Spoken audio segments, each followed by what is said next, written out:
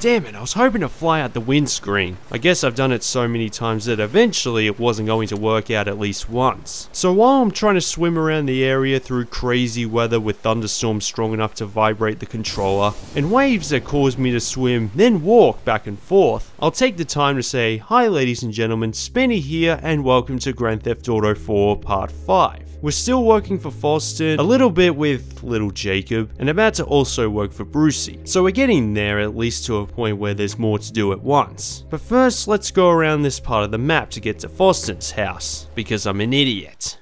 Finally. When the war came, I did bad things. And after the war, I thought nothing of doing bad things. I killed people, smuggled people, sold people.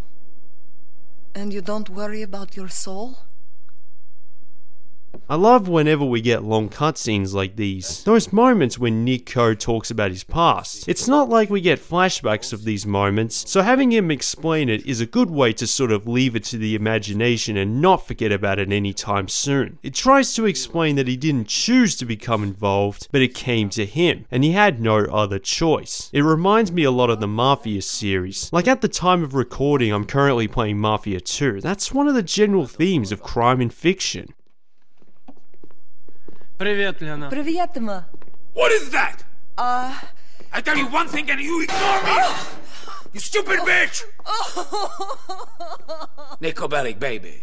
I thought for a second Foston was going to have a go at Niko for the same reason. Why does he even have it in his house if he hates it so much? It's just a tea mug. I guess it further illustrates how psychotic this man is. So, what do you want? I want you to pick up a truck and take it to him. Call me when you get to the truck. Once again, I'm taking Roman's cab because I can't be bothered driving. Besides, my car is somewhere in the middle of the ocean. Oh, shit! Should do that a bit more often. This is the point where normal customers pay. Go away, head dick. Out of the car, my friend. You stealing your cousin's car?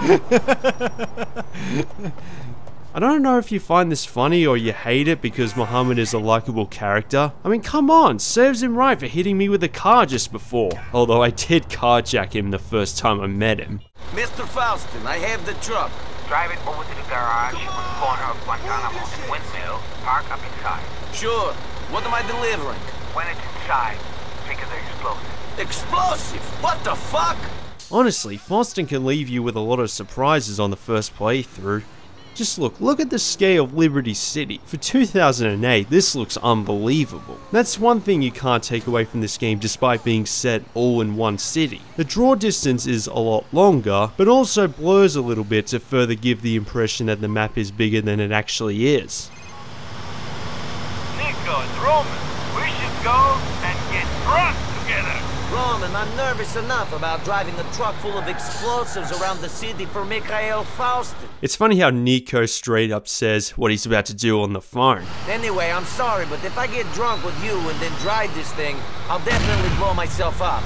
I'll catch you later, cousin. That is a pretty epic looking explosion. Luckily you don't get wanted by the police in this mission. Look at that police officer. Did you notice how it just didn't care? Sorry, man, but this is a carjacking. It's my wife.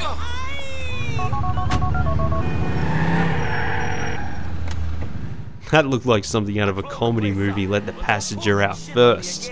Maybe I don't want to drive around while sitting on an atom bomb. Has anyone got any balls? You and Dimitri, you'd be nothing without me. Nothing.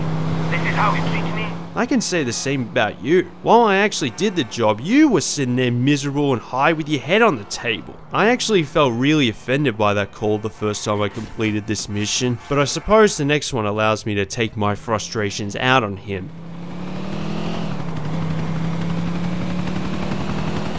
Nope. I am curious to know if anyone actually pays for the toll in general. I mean, during missions, sometimes I do, like that giant truck you just saw. Having police trying to ram me off the road while driving something explosive is the last thing I want, but otherwise, not really. I guess given what little there is to spend in Liberty City, a toll booth kind of makes sense. Alright, here we go. An opportunity to take advantage of the ragdoll physics. There's no...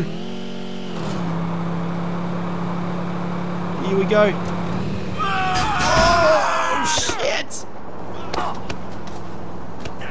Better be careful or I'll get killed. Oh, that was pretty cool. Need to replenish my health, but I don't care. Oh, it's a phone ringing with Roman's name on it. I wonder who that might be. I was talking to Brucey. That roid monkey? He is a good friend of mine. He'll be a good friend of yours too if you let him. Anyway, he's got some work and we are in need of money. Meet him at Brucey's. Didn't you already tell me about Brucey in the last part? If Mallory calls you, we are bowling together. See you Bowling. later. It sounds like the sort of thing Roman would use on anything, so I don't think Mallory would believe that for a second. Sorry, Nicky, man. How's things? Okay. Sweet. Brucey, always full of surprises. But I'm also fast. Wake up, boy! Oh, I'm sorry. Can you show me that again? But so is Nico. I would have thought he'd use those quote Red Army skills on Badman when he had him down on the ground. What? I need you to whack some people, only they're in hiding. How do I find them? Man, you're cold! You didn't even blink! I have to admit, every time I watch this cutscene when Brucey says that, I find myself thinking about how my eyes blink for a while. Alright, Brucey. I'll give you a call. Ice cold, man! Ice cold!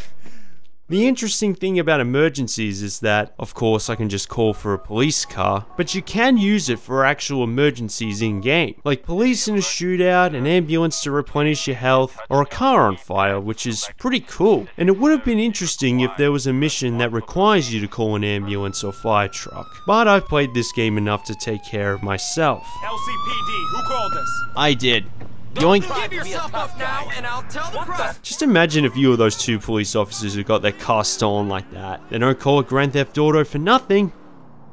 I also noticed on the map HUD that the police are guarding the bridges to stop you from entering the next island. Meh, it's overrated anyway. Now, searching the police. I have to admit, the first time I actually, okay, Lyle Rivas, okay. So I have to admit, first couple of attempts with this, I actually misspelled all the names of the people I had to type into the police computer because I was dumb. Him, yes. So that's pretty cool. And that's another aspect to completing this game 100%. These Most Wanted and Vigilante side missions. It's basically an enhanced version of the Vigilante missions from the 3D titles. Oh, and a car appears, but I'm taking the cop car. Because drivers on the road get out of the way when you have the sirens turned on.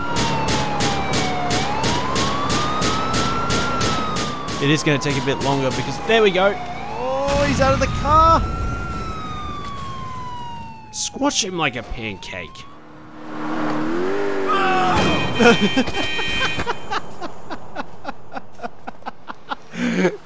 Okay, now I need to get some health ASAP. Luckily, there's a hot dog stand right across the street. Though if I happen to get killed here, that would almost be just as funny. Can I have one of them, please? With much taste. Thanks. Bite this plump meat. And here's Brucey messaging about what I already told you guys about. That police missions are available on the computer in their cars. You don't have any family. You could run. Wherever you go, people will find you if they want to badly enough. Well, that's certainly a sign of things to come for both these two. Well, I killed the boy, so they want me too. No, I told them you were a hired gun. And they said, as long as you were the one to kill him, you'd be spared. So that's the way it is.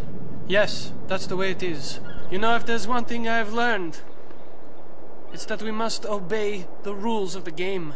Oh, you didn't learn anything, you little weasel. But with that said, given the kind of crazy jobs Foston gave you, this job was inevitable. I have to say though, what are the odds of Vlad doing these jobs if Balak never killed him? Like, can you imagine if he found out that he was driving a truck with explosives inside? We'd wish he'd mess it up, but it doesn't fit. Maybe Foston realized Nico was a lot more useful, so he amped up the danger he put on the help. I think this is also the second spot where you can utilize the stun punch. I mean, why is it only usable twice, and why here specifically? It's not like it's a quicker way to deal with the enemies, and there's no advantage to it. Maybe they had plans to use it in later missions and realized it wouldn't be worth using. So Dimitri left me some armor, which is a clue of what is about to happen next, and gives me twice as much health. You and Dimitri are taking over, no? This is not about taking over. You brought this on yourself. You pushed things too far. You would be dead if it wasn't for me. That is what Dimitri wanted when you killed Vlad. And now he betrays me. You didn't give him a choice. You should have been calm. Oh no, he said the C word, calm, which should make Foston feel the opposite. Not anyone tells me to calm. I am not dead yet. Some are still loyal to me. I mean, that clearly looks like he's ready to send out the guards. Guards! Alright, bring it on. Excellent, good. You are nothing, Barry. Yeah, we give up. The strong survive, and the weak. This dialogue from Foston is epic. He should have stayed alive at least for a little bit longer, and try and go after Dimitri as well. Or maybe that sounds too over the top. Do not abandon your leader! Stop this man! You pissed off too many people, Mr. Faustin! What's he doing? What? What? I might just get him with the melee. Don't get me shot! Oh, there we go. Yeah, if you're lucky, you can disarm an enemy with the bats. You gotta hit their hands, it doesn't always work, and a gun is obviously a more effective weapon, but just another little detail to note, and funny to witness when rampaging. Dimitri turned on me, not the other way around! America made him green! Dimitri will turn on you as well! You have to be careful because he can actually hit you here. I think it got me killed once and I wasn't very happy. None of you will survive in this country without me! This American greed takes everyone! It's like a disease! Only I am still sane! He just drops the gun and gives up. Now, playing for the first time, I didn't know Foston was a character to cinematically execute. I just went in with a shotgun 1 second and finished him in a snap, because my instinct was he was shooting at me, so those final words are suddenly cut off. You betrayed yourself, Mr. Faustin. But this is a pretty brutal execution. I wonder if he did that deliberately. You should have run away! He should have run away. Well, that's exactly what he was doing. Barely took any health. Maybe the armor was pointless. Faustin is dead. You did a good thing. A hard thing, but a good thing. Hopefully this will mean peace with Petrovic. Now, the next few minutes, all I did was wait for Dimitri to call, since that's what's required to continue the story, and he's taking longer than I thought. So what I did was check my emails, got one from Hosan, who was in the cutscene at the opening credits on the boat, another one from Brucey, which proves that Nico can speak English better than this lunatic, before eventually driving a far enough distance from the anticipated mission marker on the docks, near where the game started. Dimitri, you got my money? I have it. Meet me at the warehouse on Maganet in downtown Broker. Come along. Yo, Nico, you better watch your back, you know. We know you're wicked, but them boys are some doggone. I'm not afraid of him. Yeah, my eyes can't see, the heart can't leave, but they're coming with you. Where's the place? Now, I'm obviously glad that Jacob has come along to check on the deal, but I don't know why he'd want to be involved. And how did he even know about his relationship with Dimitri? Oh well, I think that's the least he can do, given that I did the same thing for Jacob when I first met him. Sharp eyes, huh? You don't know, me have it since that. But I just wanted to say how grateful me and my bosses are for what you did. Good. And I just wanted to check something with you. Okay. You are Nico Bellic. Yep, that was the moment when something bad was gonna I happen. used to work the coast in the Mediterranean, smuggling people into Italy. I don't know what you're talking about. But you messed up. And left a lot of bad debt. Now, did Dimitri know Nico was supposedly in debt with Bulgarin and simply use him for these situations like betraying Foston until he was useless? Or did he only just find out? Like, why did he go to the trouble of making sure Kenny Petrovic doesn't go after him? Because Kenny never went after him after that. What makes it also shocking is, unlike most Rockstar games where there are at least clear hints, Dimitri seemed like the rational one compared to Foston. So to stab Nico in the back would definitely catch you off guard. And at the same time, it makes sense when Bulgarin was talked about wanting to get to Bellic, and he and Dimitri are both Russian. I mean, really good storytelling. Let us end this like gentlemen.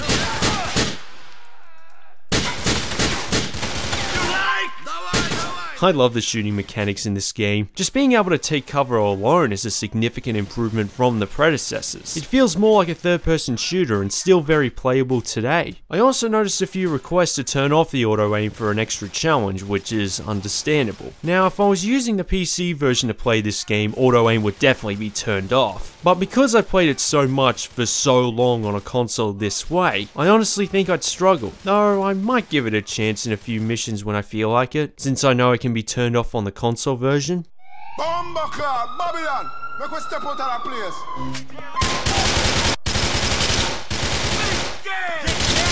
Finish him off. Let's just go. Get out of the car now! People like you never change. Everything Get him, Jacob. Run all over the place. Lose them! I'm trying to fucking lose them. Actually, I might lose them here right now.